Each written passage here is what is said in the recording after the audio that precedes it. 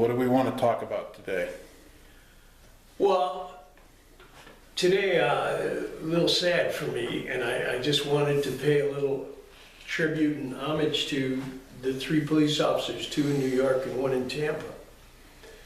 And you want to start and say, Politics with Pete, welcome for another session.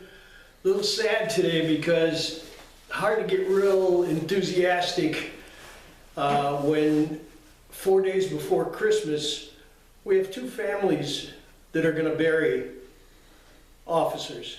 Actually, 3 families, a police officer in Tampa, Florida, and 2 in New York. And the 2 in New York were sitting in their car, having lunch in the evening in a crime neighborhood, and somebody walked up and put a bullet in each of them and killed them, gang style.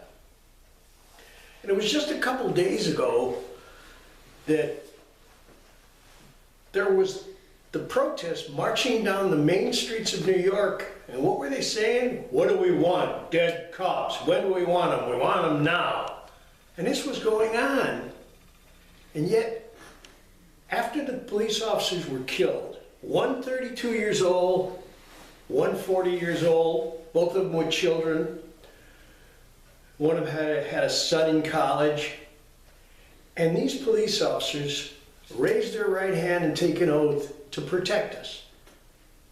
And if they don't protect us the way certain communities want us to be protected, why, there's uprisings.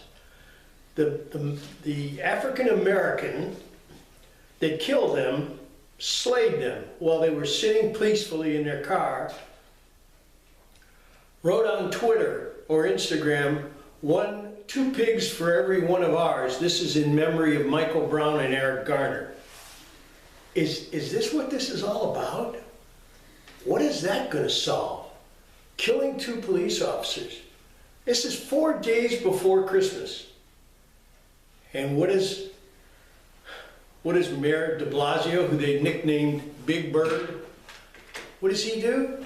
He makes a statement before this all happened that the police in New York must be trained different because they are striking out against minorities. Well, isn't that amazing? A Mexican American and an Asian American, or Oriental American, whatever you want to, the correct PC word is, they were both killed. They were both killed, sitting in their car, doing their job. I have to say how I feel about that. I blame 4 people. I blame Barry Soetoro, who some of you call Barack Obama.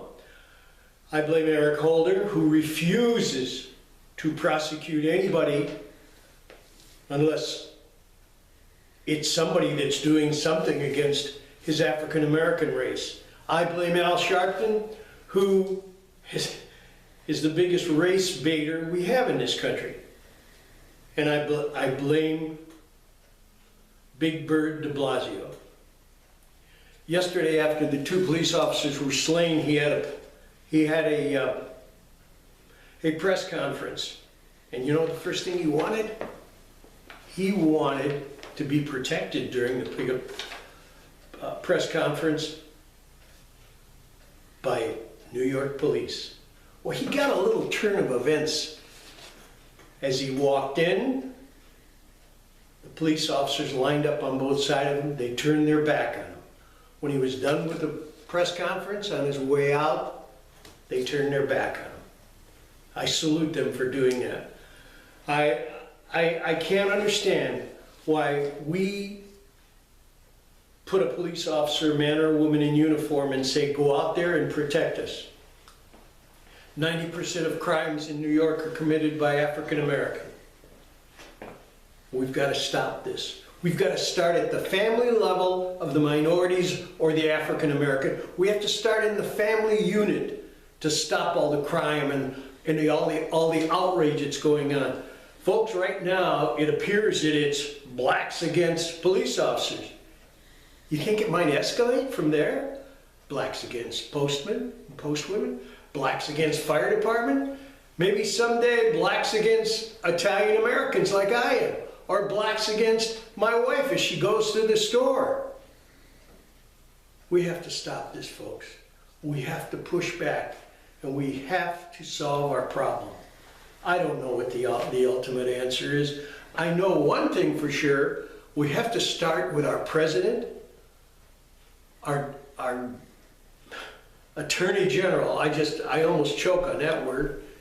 And get people in the community, people that are that have the wherewithal with children. I can think of so many congressmen and women who are of African American descent and color that could help out more than an Al Sharpton could. And what does President Barry Soetoro Obama does? What does he do? He invites Sharpton 61 times. It's got to stop. It's got to change. A little sad today. Tonight when you go to bed, say a prayer for those 3 police officers who were just slain for doing their job. That's Politics with Pete for today. Don't forget to subscribe. Leave a comment. I'd like to hear from you.